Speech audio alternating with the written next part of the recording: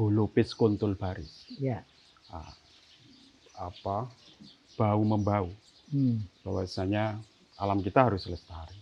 Itu ya, yang alam pertama kita harus ada kesadaran itu iya. gitu ya. Alam kita harus dijaga. Sejauh apapun kebutuhan kita soal ekonomi, tapi yang terpenting ya alam kita harus tetap lestari. Tinggal soal pengawasan. Pengawasan kita terhadap kinerja dinas lingkungan hidup, kemudian dinas terkait soal potensi alam kita.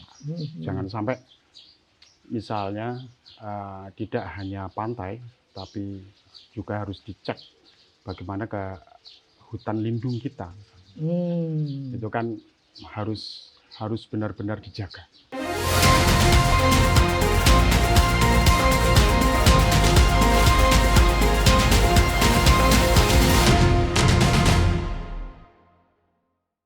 Haji Anang Ahmad Syaifuddin lahir di Lumajang pada 21 Februari 1979. Sosok pemimpin yang tumbuh dari akar tradisi pesantren dan kini berdiri di garda depan pengabdian untuk rakyat. Perjalanan hidupnya dimulai dari dunia pesantren. Ia menimba ilmu di Pondok Pesantren Nurul Jadid, Paiton, kemudian melanjutkan pendidikannya di PPRS Syarifuddin Norjo, hingga akhirnya menempuh pendidikan tinggi di Universitas Islam Negeri Sunan Ampel, Surabaya. Tak hanya menekuni pendidikan, beliau juga aktif dalam dunia pergerakan. Melalui Pergerakan Mahasiswa Islam Indonesia, PMI, jiwa kepemimpinan dan semangat perjuangannya ditempa. Dan sebagai Ketua DPC PKB Lumajang, ia menunjukkan komitmennya terhadap nilai-nilai kebangsaan dan kepentingan masyarakat bawah. Karir politiknya pun terus menanjak. Haji Anang dipercaya sebagai Ketua DPRD Kabupaten Lumajang, dan kini mengemban amanah lebih besar sebagai anggota DPRD Provinsi Jawa Timur. Berangkat dari pesantren, hadir di tengah rakyat, dan kini mengabdi untuk Jawa Timur. Haji Anang Ahmad Syaifuddin adalah bukti nyata bahwa nilai-nilai tradisi dan pengabdian dapat melahirkan pemimpin masa depan yang bijaksana dan membumi.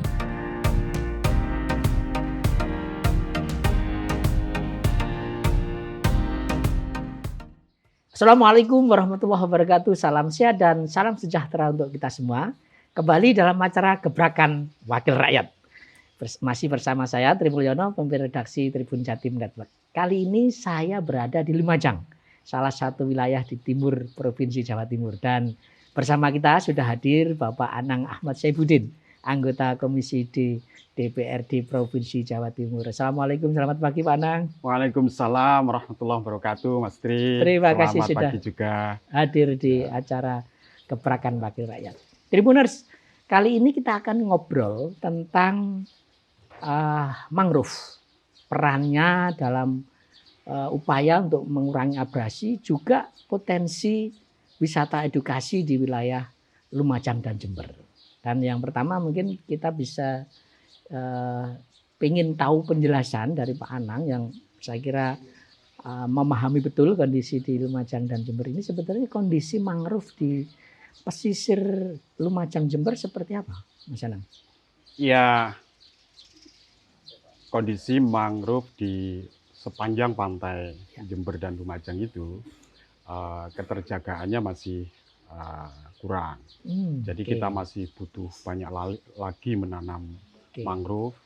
Saya mengajak kepada seluruh elemen masyarakat, teman-teman LSM, pecinta lingkungan hidup, dan tentu masyarakat Jember dan Lumajang.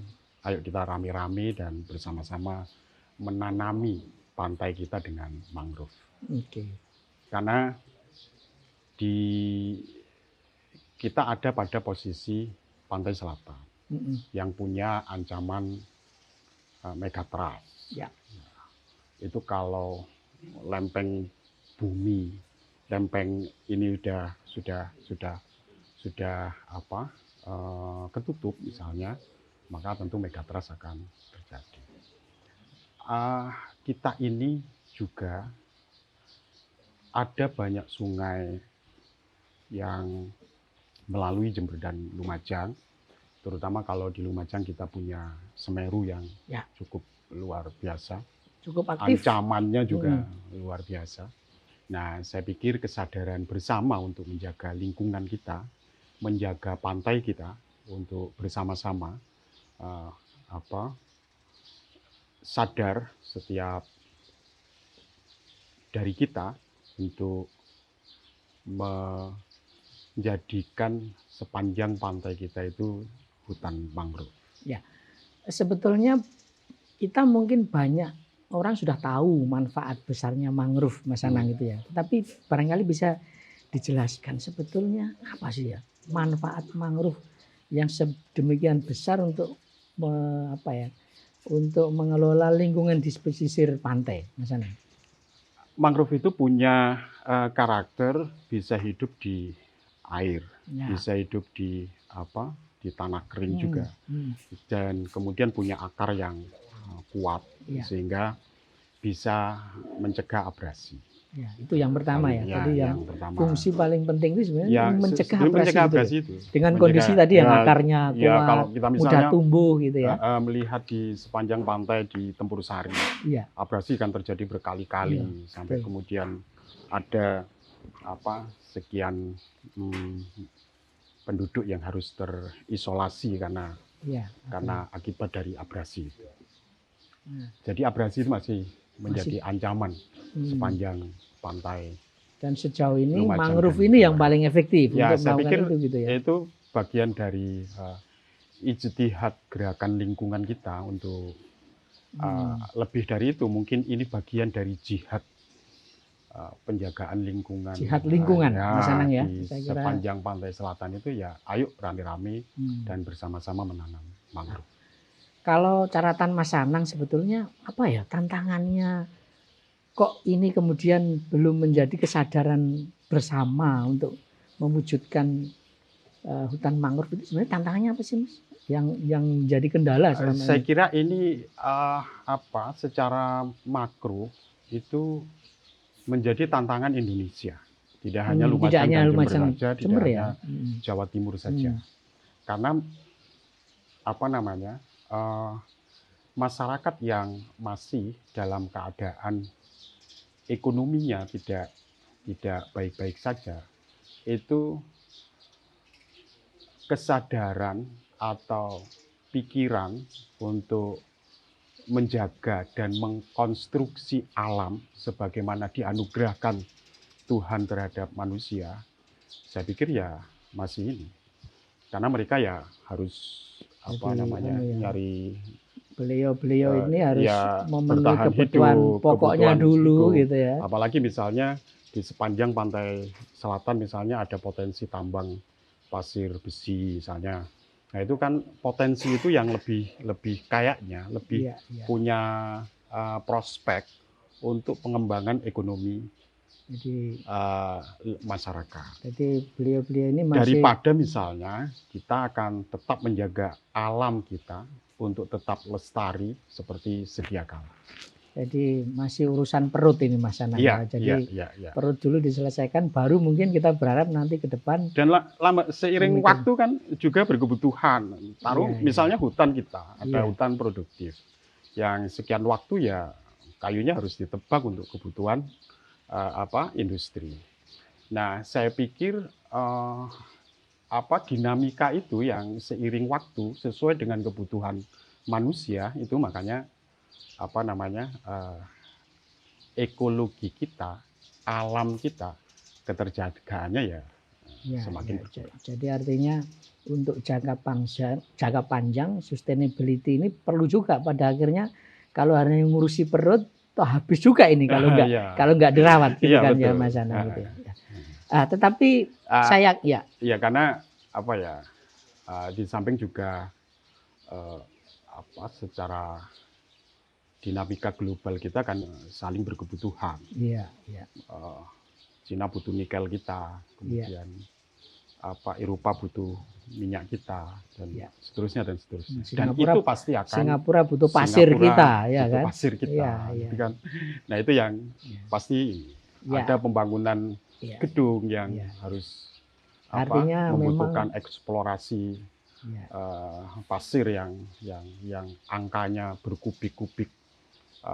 Jutaan kubiknya dari kebutuhannya dan butuh jalan kita dan semuanya kan itu juga menjadi bagian akses distribusi barang. Jadi betapa pentingnya urusan ini ya. Artinya ini bukan urusan warga Lumajang saja ini ya. Kalau Ini terjadi problem sesuatu nasional, saya ya, pikir. kalau terjadi sesuatu di Lumajang dan Jember, dampaknya juga nasional bahkan mungkin global ya. Ya. Apalagi sekarang kan sudah pemerintah RI juga memproyeksikan jalan lintas selatan, tembus sampai ke Banyuwangi, Jogja, Jember ya. Banyuwangi, Jember itu terus berprogres. Nah, artinya ayo ini saling dijaga. Maka di situ menjadikan pantai kita, hutan mangrove itu saya pikir adalah satu keniscayaan. Betul, Mas. Tapi saya yakin juga sudah banyak yang dilakukan masyarakat atau LSM atau bahkan pemerintah ya dalam hal ini pihak legislatif ya. Menurut Mas Anang sejauh ini apa saja sih yang sudah dilakukan dalam rangka untuk meningkatkan kesadaran kita pada pentingnya mangrove di pesisir Lumajang dan Jember itu? Kalau soal itu sih sesungguhnya ya solidarity maker. Pemimpin yang mampu menggerakkan kesadaran masyarakat untuk bersama-sama holopis kuntul baris, bahu membahu, bahwasanya alam kita harus lestari. Itu ya yang pertama harus ada kesadaran itu gitu ya. Alam kita harus dijaga. Sejauh apapun kebutuhan kita soal ekonomi. Tapi yang terpenting ya alam kita harus tetap lestari. Ya. Nah sejauh ini selain satu membangun kesadaran, barangkali sudah ada inisiatif-inisiatif Mas untuk bergerak lebih maju lagi ya. Setelah membangun kesadaran, apalagi sih yang sudah dilakukan selama ini paling tidak menurut sepengetahuan Mas Anang? Ya, saya ingin mendorong Dinas Lingkungan Hidup untuk ngecek kembali pantai kita se-Jawa Timur. Dan itu sudah mulai dilakukan? Sudah mulai dilakukan? Baik pantai selatan maupun pantai utara. Saya pikir itu penting untuk disisir kembali dan dilihat bagaimana keadaan pantai kita. Tidak soal hutan mangrove saja, ada sekian pantai yang harus dieksplorasi jadi tempat wisata. Maka kebersihannya harus juga dijaga. Jangan sampai ada sampah plastik yang itu kalau dibiarkan itu kita sama dengan investasi penyakit terhadap anak cucu kita.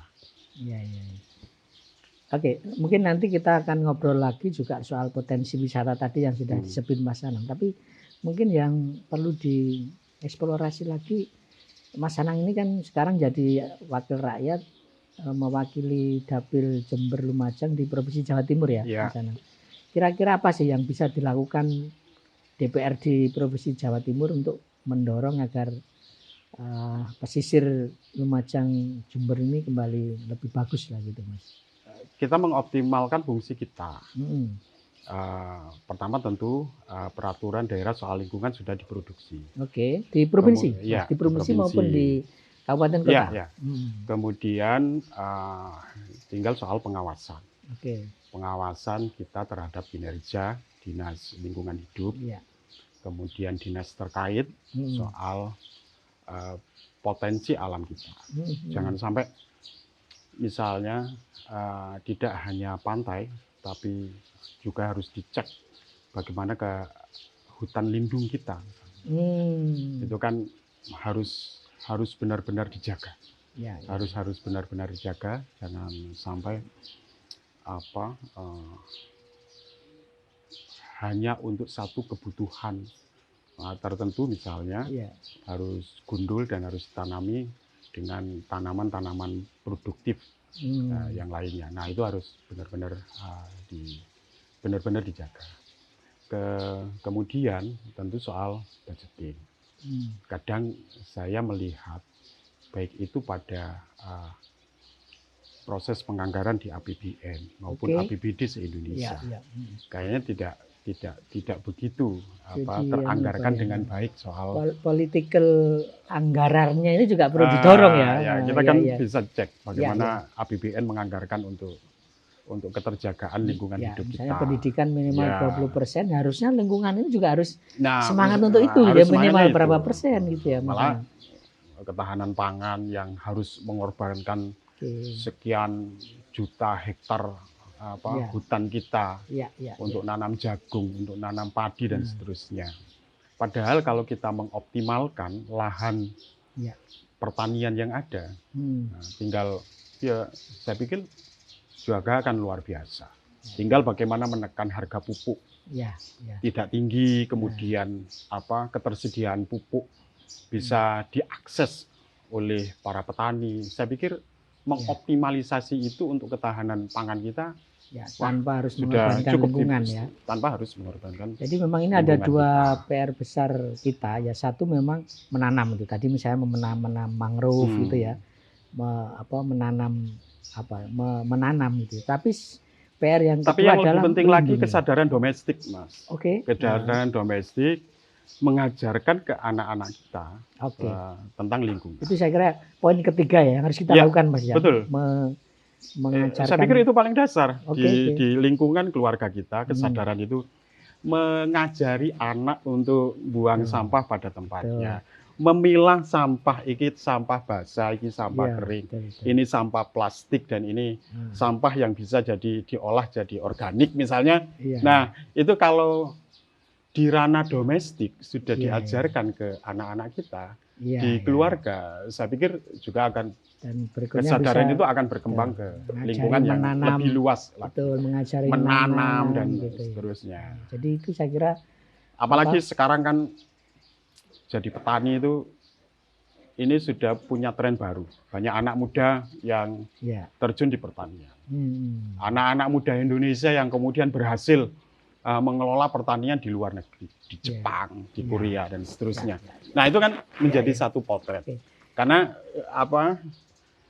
dunia hari ini kan borderless, sudah tidak ada jarak ya antara apa yang terjadi di Jepang pasti akan berpengaruh terhadap Indonesia, yang terjadi di Amerika akan terjadi terhadap negara-negara yang lainnya. Nah, di satu era yang hari ini, era digitalisasi ini, saya pikir kampanye-kampanye lingkungan bisa melalui media sosial. Media sosialnya, makanya di Dinas Lingkungan Hidup harus dianggarkan, kayak podcast begini ini misalnya, saya sarankan itu Dinas Lingkungan Hidup harus menganggarkan itu untuk benar-benar kita kampanye untuk kelestarian alam kita. Dan saya kira tadi sudah disinggung Mas Anang, sebetulnya kalau ini dikerjakan dengan baik, fungsinya tidak hanya menyegah abrasi misalnya, tapi ada potensi lain yang bisa dikembangkan, salah satunya adalah wisata itu tadi Mas. Kalau di pertanian bisa menjadi sumber pendapatan baru ya. Ya kadang saya heran gitu ya. Wisata, saya pemerintah RI terutama membuka lahan seluas-luasnya untuk menebangi hutan kita untuk ketahanan pangan kita.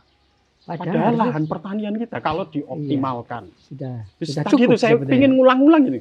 Pupuk murah kemudian ketersediaan pupuk bisa diakses dengan mudah oleh petani. Saya pikir itu kan Mas. PR kita ini Mas Anang, PR kita bersama. Dan hutan kita ditebang kayunya dibawa, saya pikir. Dan itu mungkin terkait mangrove tadi Mas, atau kelestarian hutan itu kira-kira potensi-potensi apa saja ya yang kita bisa kembangkan. Tadi Mas Anang sakjane tanpa harus menebang. Ya, pertama Dinas Lingkungan Hidup harus memperbanyak pembibitan mangrove. Pembibitan mangrove, dan itu kita bersama-sama akan perjuangkan soal anggarannya. Soal anggarannya karena itu juga menjadi bagian dari DPR. Bibit mangrove sebanyak-banyaknya dan kemudian tanam di sepanjang pantai di Jawa Timur.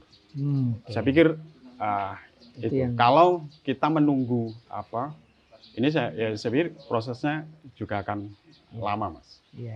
Dan itu bisa misalnya di Surabaya, beberapa wilayah yang lain itu sudah menjadi satu destinasi wisata, Mas, di Loh, apalagi Surabaya. itu kan. Gitu ya. Saya kira ini Nah, kita hari ini kan pikiran kita orang-orang kota, Mas Tri yang hari-hari di Surabaya, macet, kemudian polusi, bising, rumah berdempet-dempetan, begitu kan? Ketika Sabtu, Minggu, pasti yang dicari kan alam. Nek Kenjeran itu lestari, itu jauh. Sepanjang gak adu-adu teko nggone Surabaya. Itu kan daripada nanggone Lumajang rekreasi untuk melihat hutan mangrove kan sepanjang Kenjeran itu ditanami mangrove yang jadi hutan mangrove dan juga jadi wisata. Ketika jadi wisata maka pertumbuhan ekonomi persekitaran pasti akan tumbuh.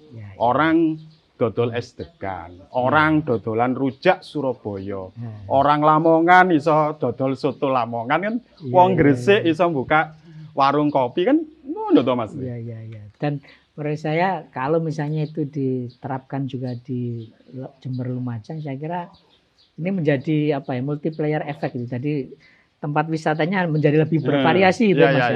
Di Jember saya kira pantainya luar biasa ya. Di Lumajang juga demikian. Kemudian bisa menjadi spot-spot baru gitu ya.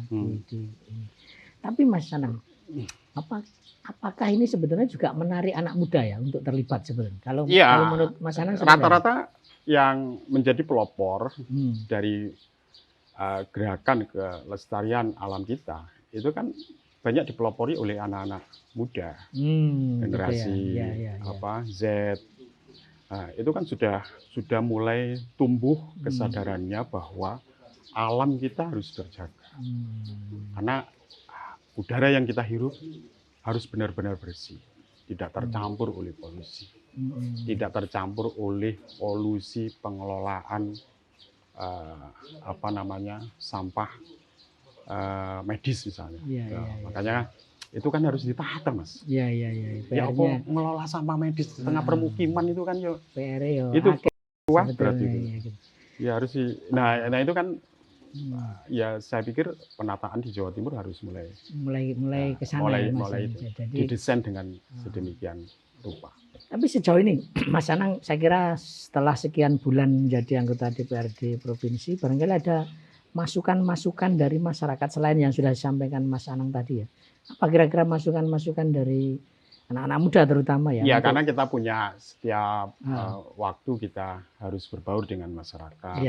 Juga kadang reses dengan masyarakat, banyak aspirasi yang disampaikan oleh masyarakat. Maka pemerintah harus menyediakan bibit tadi itu. Ya, misalnya itu salah satu masukannya itu Mas ya harus ada barangnya ya. Kalau kita mau kesadaran menanam kan harus ada barangnya. Ada penyediaan 1 miliar bibit mangrove. Yang itu kita serahkan ke masyarakat pesisir pantai. Dan itu sudah jalan atau masih dalam proses? Enggak, ini aspirasi. Aspirasi dari masyarakat. Ya harus paling enggak ada ketersediaan bibit itu gitu ya. Iya. Disediakno bibit dikongkon nandur nang masyarakat yang ada di persekitaran itu, diserahkan ke LSM yang bergerak di yang konsentrasi di bidang itu. Saya pikir selesai.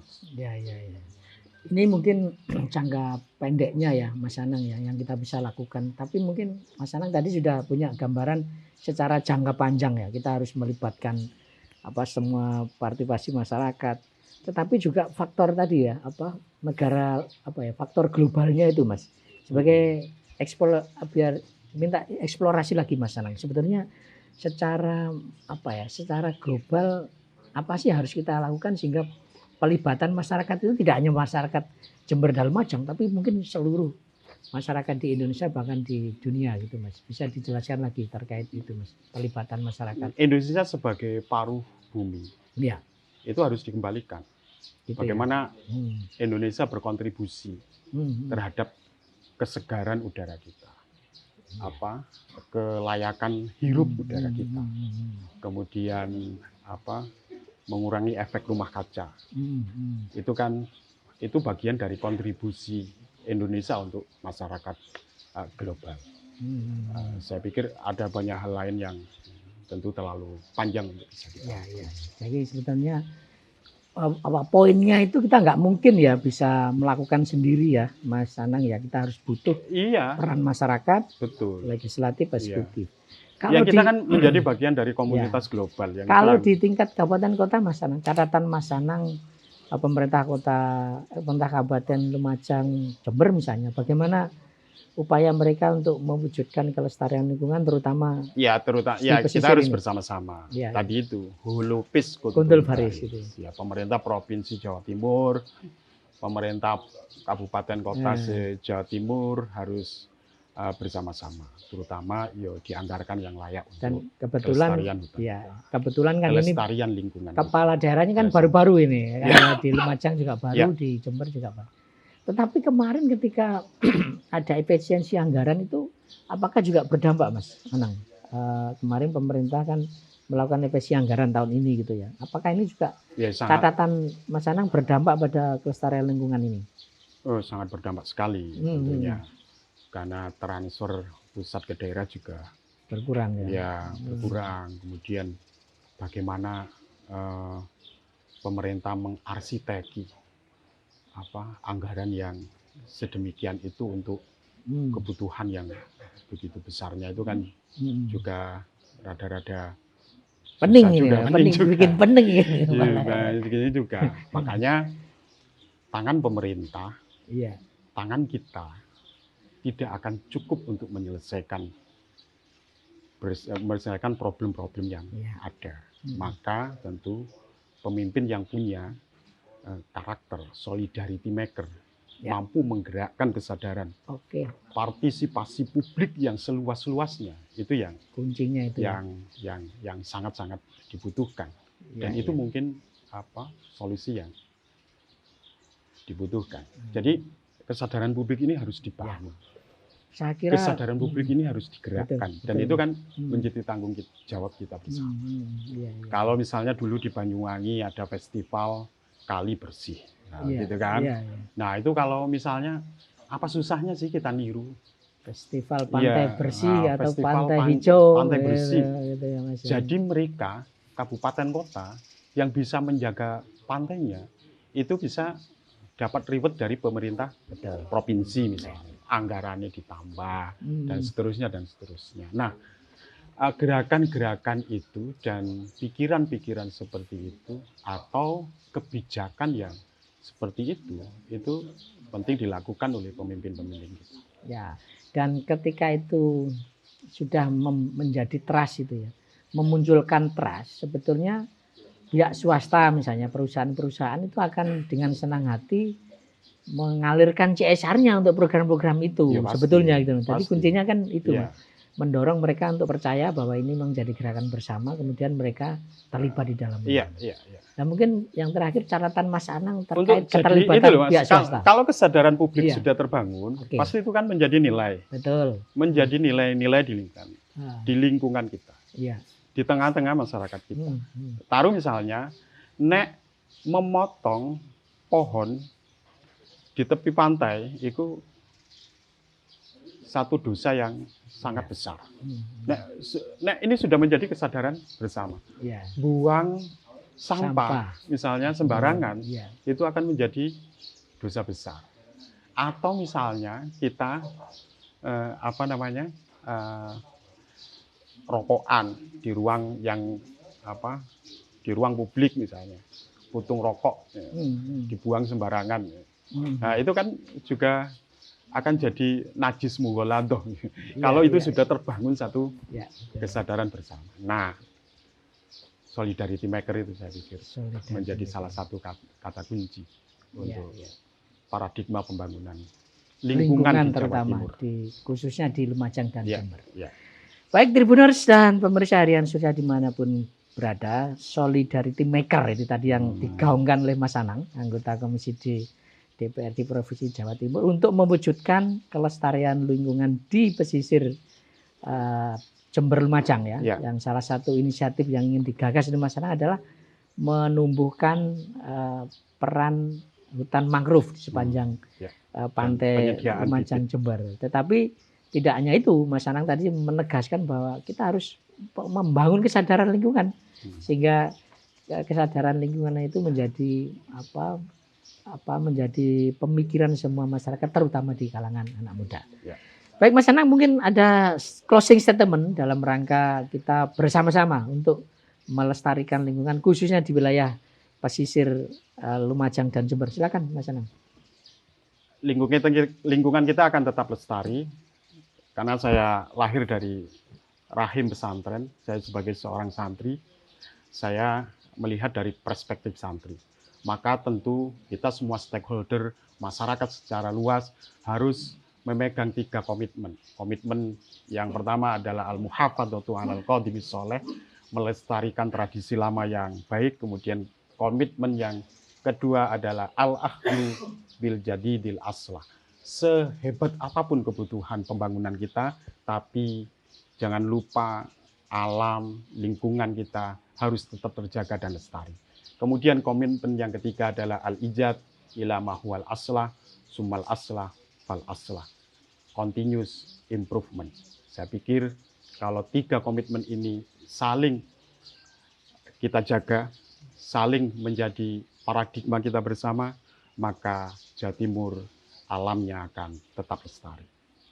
Oke, Tribuners, Jawa Timur alamnya akan tetap lestari. Demikian, sampai ketemu dengan tokoh-tokoh lain dalam acara Gebrakan Wakil Rakyat. Saya Tri Mulyono, mohon pamit undur diri. Assalamualaikum warahmatullahi wabarakatuh. Salam sehat dan salam sejahtera untuk kita semua.